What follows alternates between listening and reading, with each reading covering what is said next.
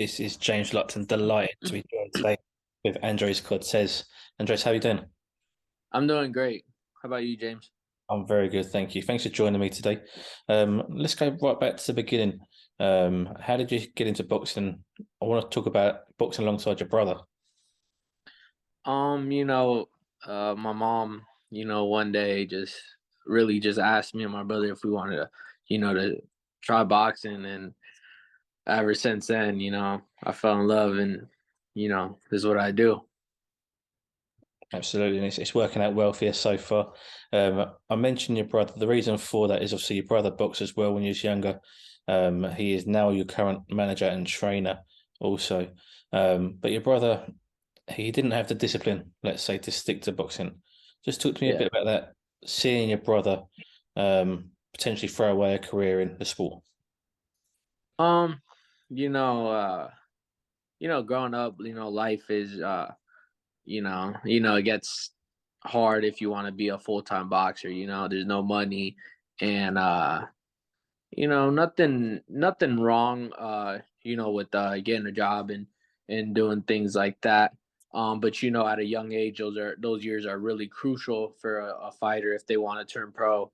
And that's really it. I think life really just started to take over, and it wasn't nothing like, I mean, because he could have been a really good pro even if he had a little bit of maybe financial and maybe didn't have a job. But life, man, it's really it. Yeah. Definitely. But as I mentioned, he is now your current trainer and manager. What's it like to work with family? It's great. Growing up, that's how me and my brother were. We've always been close. So it's even if even when I do get help from other coaches and stuff, my main stuff comes from my brother. We create certain things, and so I think that'll always be there for my whole career. I think that stuff is like unteachable, and really family, alone, you only got one. So um especially if they understand boxing, because it's a hard sport to understand, and you got to kind of go through it. You got to make the walk and all that to really, I think, understand it. You got to get hit and all that. So I think it's you know we're gonna make it far, that's for sure. You mentioned it's a hard sport. It's also a sport that is filled with politics. Does it Yeah. make it easier knowing that it's your brother by your side as your manager and trainer, someone who's got your best interest at heart? um yeah, for sure. I think that's a big part. um we talk with about the decisions closely.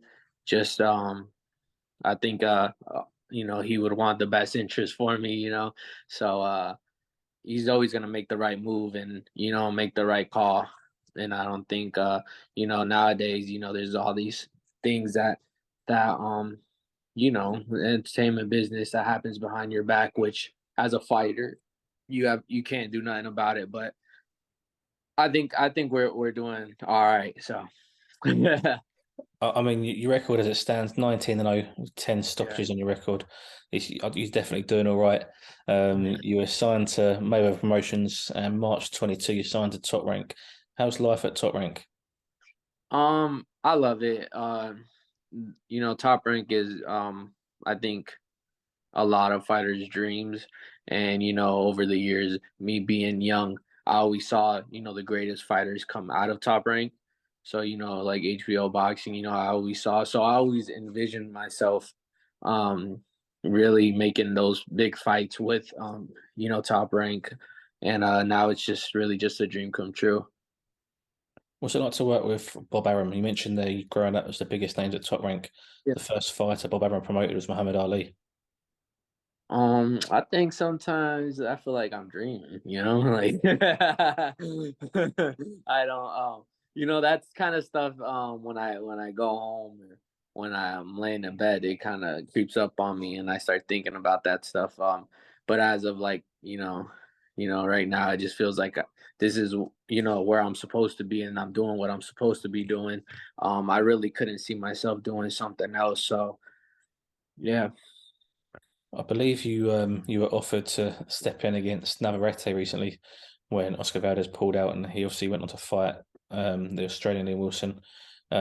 Your name was put forward. Just talk to me about that. Do you feel you're ready for the next step for that top level now? Um. Yeah, absolutely. Like I said, I was saying this before the fight. I think, he wasn't. I don't think he's the same guy that he was at 122 at 130, and that's me being honest. I think at 122, I don't really know who would beat him, but at 130, it's a big difference. The punches are different, everything's different. So I do think he has a lot of holes. That can be exposed, and I think I'm the right guy to do that. So He didn't have his best night that night recently. Do you feel he showed the flaws in his armor, his chinks in his armor? for sure, for sure. Like I said, I think someone honestly, I thought Valdez was gonna beat him. I personally thought, and I think if Valdez was in there that night, I think he would have beat him. Um, And I mean, I said that before the fight as well. I just I respect Navarrete. I respect his his punch and everything. I just think that him going up in weight. I think only selective fews can really do it. And be the same guy that they were at the lower weight classes. I don't think you know that job's for everyone. It's a good point you made. It's coming on to my next question very nicely.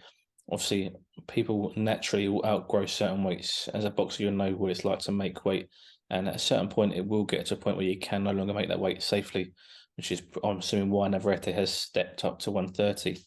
But when you step up and, like you say, you're getting exposed at the higher weights at that level, where do you go next? What is next for Navarrete? Is he still going to be able to compete with the elite at 130?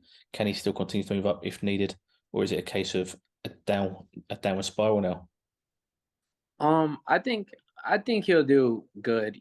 I think he'll beat a lot of people at 130 as of right now. I don't know how good, Wilson was, and I really, I don't think anybody could really say how good he was. I give him credit for doing, putting up a good fight, but I mean, he only had 12 fights and he had already been knocked out, so I don't, like I said, I don't know how good he was.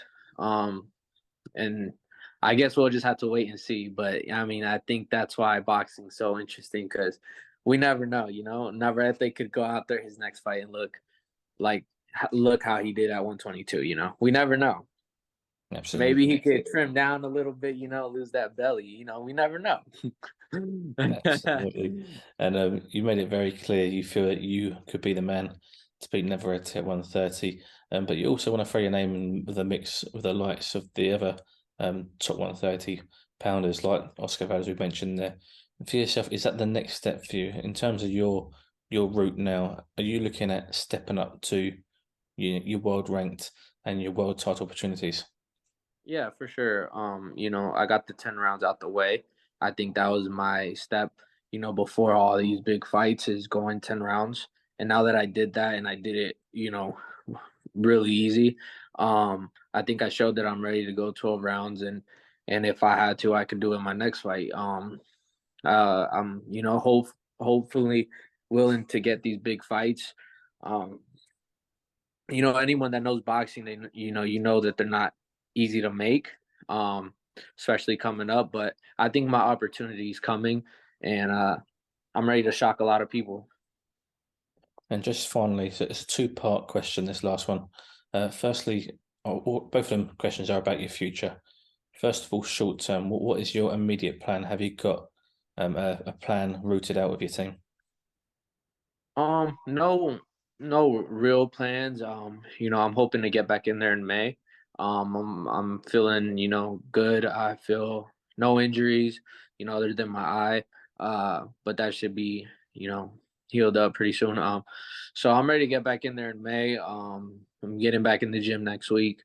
Um, so hopefully, get right back in the ring and do. Hopefully, we get 3 more fights this year. In terms of activity, obviously, when you first turn over as a 4, 6, 8 round fighter, you try and stay as active as possible. Potentially up to 5, 6 fights a year. Obviously, moving on to the 10 rounders, and then when you eventually go on to 12, the championship rounds. How active do you want to be then at that point? To me, honestly, it don't matter. I mean, if I'm injured, then that's what would only stop me. But as me being a fighter, I want to fight as much as possible. I don't want to take time off. I'm in the gym, all the time, and that's what I'm most happy when I'm in the gym. When I have a fight date. Um, and I don't know. I mean, I love to fight, so hopefully, like I said, I get 2, 3 more fights this year. Um, we'll see. I can't predict the future, but that's if I could get that, that's what I would want. And then just the final part of that question, let's say we come out to December 2023, this year's been and gone. Where do you want to be sitting come Christmas this year? I want at least 2 belts, 2 world titles, and I think it's very possible. I would like to get the WBC title and then unify. That's what I would really really want. Um, my belt that I've always wanted as a kid was WBC.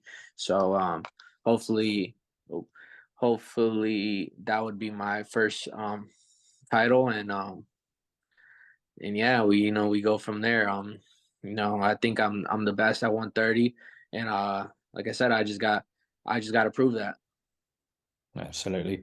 Well, Andres, thank you very much for your time and all the best for the future. And hopefully we'll speak again at the end of the year with that WBC title around your waist. Thank you.